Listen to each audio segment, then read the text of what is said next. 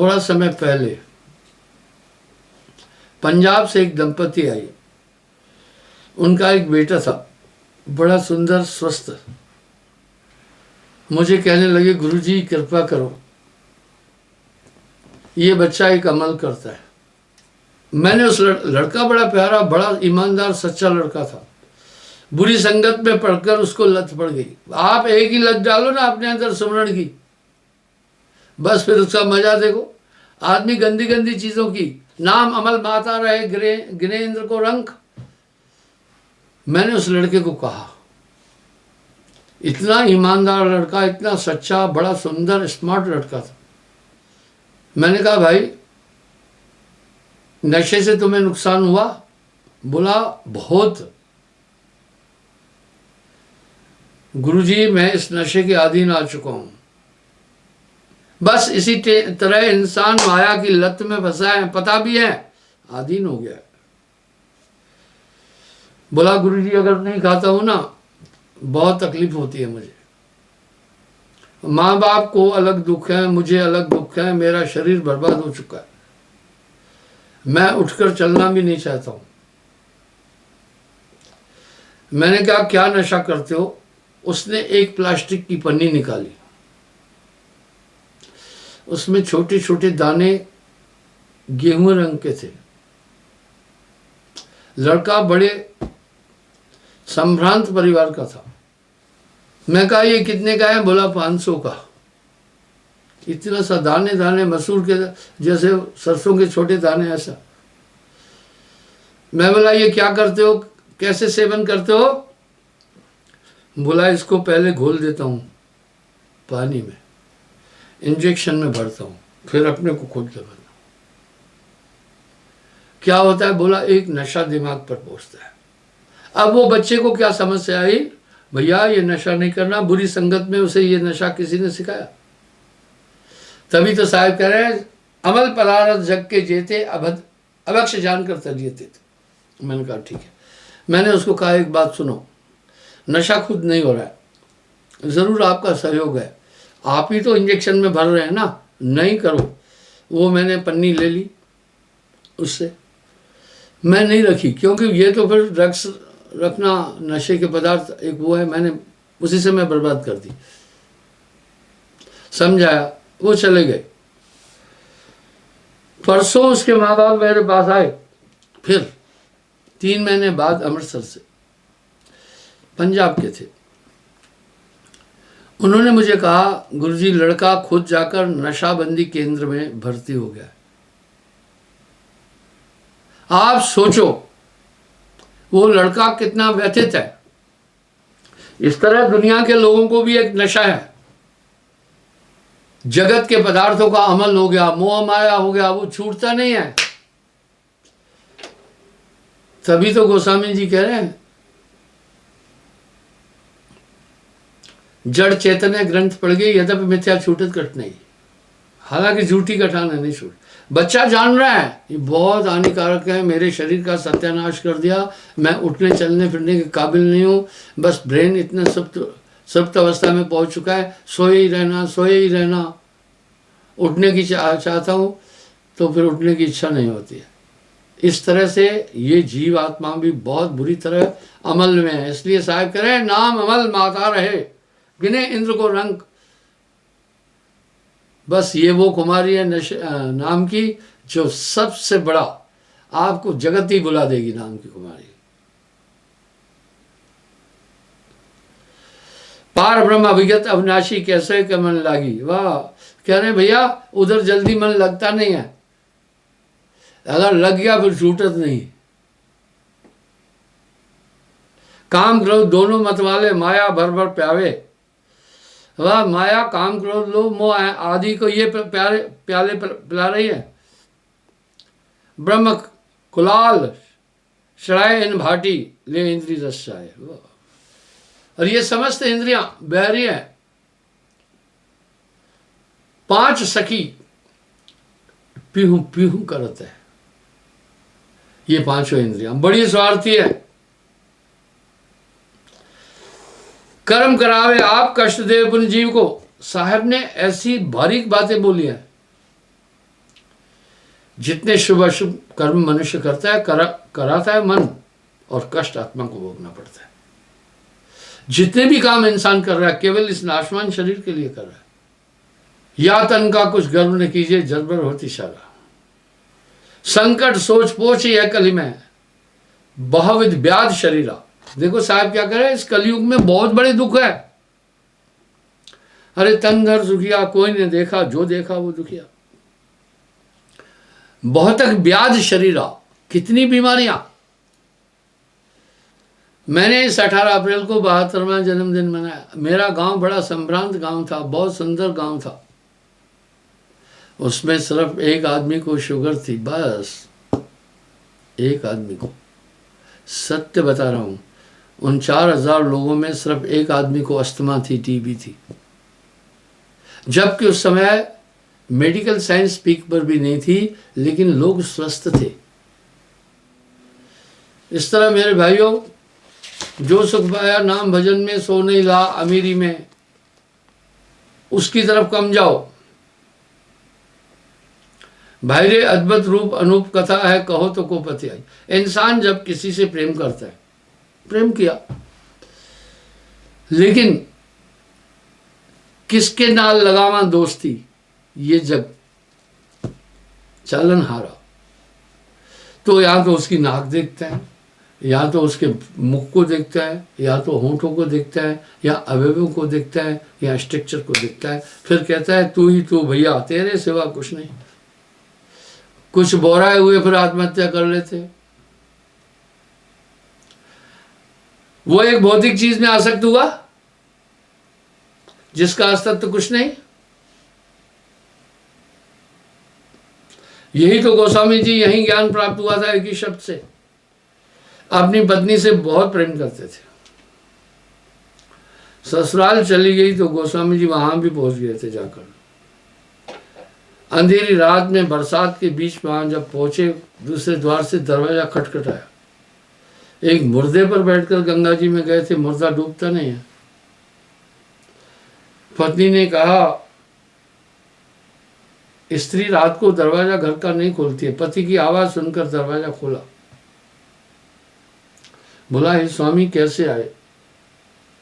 बोला वो भोला इस बीच में बरसात की अंधेरी रात में। वाह। बोला वो उस लकड़ी पर बैठ के आया। जब पत्नी ने रोशनी की तो वो मुर्दा था। वाह। अब ऊपर चढ़े। बोला हे स्वामी, मेरे इस रजबीरज के तन से जितना आपको प्रेम है, अगर परमात्मा से प्रेम होता तो आप कहां पहुंच जाते? बस वहीं पर ही बात लग गई गोस्वामी जी को। शिव संकल्प किया मन माही, यह तन भेंट सती अब नाही। बोला जाओ, आज से तुम मेरी माता हो गई, अब इस शरीर से भेंट नहीं होगी। गोस्वामी जी संन्यास ले लिए और संत संगति में उसने तत्व की प्राप्ति की। इस तरह वो भ्रमण करने लगे। फिर नाना जगहों पर प्रभु की चर्चा करने लगे। एक बार वो भ्रमण करते करते अपने गांव से 2-3 कोस 4 कोस दूरी एक और जगह पर पहुंचे तो उनका काफी नाम भी हो गया, सेलिब्रिटी थी बड़ी। तो उनकी पत्नी को भी पता चला कि हमारे पति देव संन्यास ले चुके हैं, कहीं सत्संग के लिए आ रहे हैं। वो भी पहुंची। उन्होंने, स्त्री में सेवा भाव तो असीम है ही है, अनुपम है, समर्पण भी उसमें बहुत है। कहा है स्वामी घर चलो। बोला नहीं कोई घर नहीं, मैं सन्यासी हूं। बोला कोई बात नहीं है, मैं आपके लिए भोजन बनाऊं।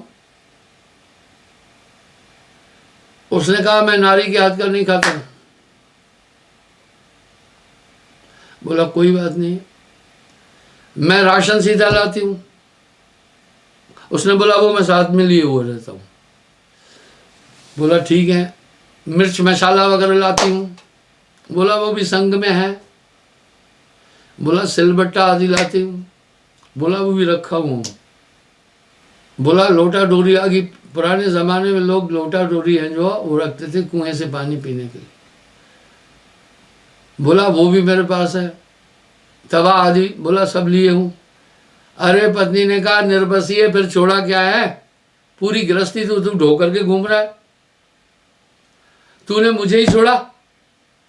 मैं तुम्हारे सीने पर बैठ करके मूंग नहीं दल रही थी, मुझे कहना था हम दोनों घर में बैठ करके भजन करते थे। गोस्वामी जी ने कहा हे देवी, तूने एक ज्ञान पहले दिया, आज तूने बहुत बड़ा ज्ञान दिया। गोस्वामी जी ने वो पूरा सामान फेंक दिया, निकल पड़ा। साहब भी कह रहे हैं 4 पेड़ 1 बाछी, साधु के गले की फांसी। कबीर साहब ने कोई आश्रम नहीं बनाया, वो रमता संत थे, झंझट ही नहीं लिया उन्होंने। 4 पेड़ 1 बाछी, साधु के गले की फांसी। लेकिन रमता संत से वो अच्छे होते हैं, झंझट में नहीं आते, लेकिन एक हानि है, उनका दर्शन करना दुर्लभ हो जाता है।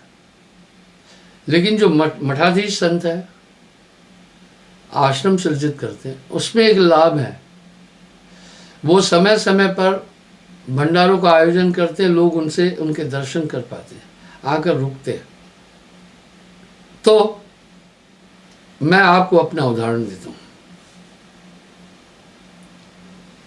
इसमें बहुत बड़ा उलझाव आ जाता है। मेरे गुरुदेव ने एक ही आश्रम बनाया था। उस आश्रम में गोंडा में विवाद हुआ, कुछ अराजक तत्व उसमें दखल अंदाजी करने लगे। गुरुदेव ने कहा यार मधु चलो यहाँ से कहीं और जगह हम आश्रम बनाएंगे। वो पहाड़ पर आ गए। मैंने कहा गुरुदेव हर जगह ऐसे लोग मिलेंगे, हमें यहाँ रुकना है। फिर मैंने वो संस्था रजिस्ट्रेट करा दी। गुरुदेव नहीं गए कहीं भी, वो कह रहे थे जो साहब की इच्छा। अभी मैंने 220 आश्रम बनाए, क्या जरूरत पड़ी थी मुझे?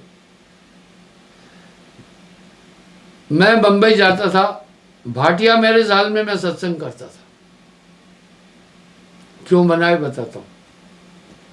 तो करीब उस जमाने में, आज से 15 साल पहले 50,000 रुपये खर्चा आता था। तो बेचारे मेरे सत्संगी आपस में चंदा करके वो खर्चा वहन करते थे। आखिर में उन्होंने मुझे कहा गुरुजी यहाँ थोड़ी सी ज़मीन खरीद करके आश्रम बनाओ, अपना स्थान होगा तो लोग बढ़ेंगे। अजी 4 एकड़ ज़मीन वहाँ खरीदी करोड़ों रुपए में, पहले बहुत पहले। अब कहीं पड़ोसी विवाद करता है, कहीं कहता है मेरा भाई है, 70 मुकदमे हैं। इस तरह मैं भोपाल में भी गुरमीत सिंह के घर में सत्संग करता था, नक्षत्र सिंह के घर। लाभ एक हुआ, वहाँ 100-150 आदमी 20 साल में हो पाए। जब मैंने भोपाल में आश्रम बनाया, हजारों आदमी हो गए। जब मैं भाटिया हॉल में सत्संग करता था तो इन्हीं गिने लोग आते थे, क्योंकि रुकने की व्यवस्था नहीं थी। अब मैंने आश्रम बनाया, हजारों लोग आ जाते हैं। इसी प्रकार मैं लुधियाना में यूनाइटेड साइकिल के हॉल में सत्संग करता था। वो भी पैसे लेते थे। फिर लोगों ने कहा जमीन खरीदो, वहां फिर 2 एकड़ जमीन खरीदी। यही मैं अमृतसर में गया, सिटी हॉल में सत्संग करता था। कहने का मतलब है सुविधा तो मिली, दूसरा पक्ष ये है वो संपत्ति देकर लोग नाना प्रकार का छद्मवृत्ति अपनाते हैं, कष्ट देते हैं और कब्जा करने की कोशिश करते हैं। कहीं कहीं तो ये ट्रेंड है महात्माओं के आश्रम को कब्जा कर लो, वो गुंडे बदमाश भी पीछे लगते हैं भव्य संपत्ति देखकर। मैं आपको रांझड़ी का उदाहरण देता हूँ। मैं शिवदास भगत के घर सत्संग करता था, वहाँ धीरे धीरे लोग बढ़े। अब वो ग्रस्त हैं, 4-5-6 बच्चे हैं उसके। थोड़ा परेशान होने लगा, उस बेचारे ने मुझे थोड़ी ज़मीन दे दी दान में, यहीं मैं कुल्ली बनाया, आज भी वहीं रहता हूँ। लेकिन ज़्यादा लोग बढ़ने लगे, फिर मैं कुछ ज़मीनें खरीदी, किसी की ज़मीन मैंने छीनी नहीं है, पाप मानता। अब धीरे धीरे काफ़ी प्रसिद्धि हुई आश्रम की, लोगों द्वारा भी।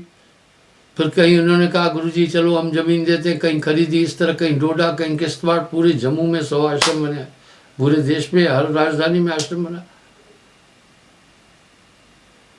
ऐसे ही लखनऊ में सामुदायिक भवन में मैं सत्संग करता था, वहाँ बड़ी बंदिशें थी, फिर अपना आश्रम बना दिया, 220 आश्रम हो गए। कहने का ये भाव है, अब रांजनी में अभी भी मैं विशाल भवन बना रहा हूँ। अब विदेशों में भी हम रजिस्टर्ड हैं, हमारी संस्था, धार्मिक संस्था, अमेरिका में, कैलिफोर्निया, सैन फ्रांसिस्को में, ब्रिटेन में। तो लोग बाहर से भी आने लगे, उनके रहने की व्यवस्था अलग है, खाने पीने की अलग है। तो विस्तार होता गया। अब मैं लगा रहता हूँ इसी कार्य को बनाने में, कि जो बाहर से आए, वो बेचारे बाहर से जो लोग आते थे, होटल बुक करते थे जम्मू में, फिर वो किराए की कार करते थे, यहाँ आए फिर वहाँ चले जाते थे। इस तरह फिर मैंने कहा इनको सुविधा दें। धीरे धीरे विशाल आश्रम बन गया। अभी भी जगह कम पड़ रही है। वर्तमान में करीब 1 लाख लोगों के रहने की व्यवस्था है, तभी भी स्थान कम पड़ जाते हैं। तो दोनों पक्ष देखते हैं।